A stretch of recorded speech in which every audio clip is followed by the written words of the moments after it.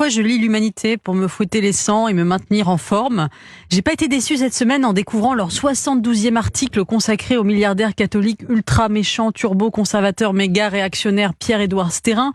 Le journal nourrit une véritable obsession, que d'aucuns diraient complotiste, si elle était dirigée vers un George Soros, envers l'homme d'affaires qui cherche à faire l'union des droites.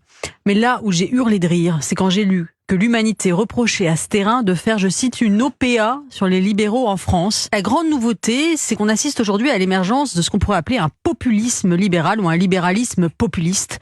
Le libéralisme, vous savez, a été longtemps l'apanage du cercle de la raison, des gens raisonnables, des centristes. C'était les notes de l'Institut Montaigne, rédigées par des énarques qui proposaient à la fois moins d'impôts et plus d'Europe. Ce libéralisme cravaté n'avait pas l'attrait du rouge des révolutionnaires ou de la fièvre nationaliste. Or, on voit ces derniers temps se diffuser sur les réseaux sociaux un libéralisme bien moins policé. Une sorte de poujadisme 2.0, fait de ras-le-bol fiscal et de rejet de la bureaucratie.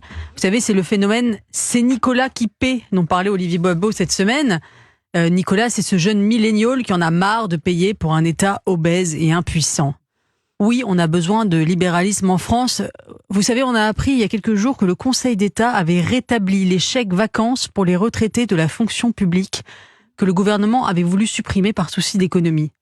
Un pays qui donne des chèques vacances à ses fonctionnaires à la retraite rendrait tchatchérien même une chèvre trotskiste.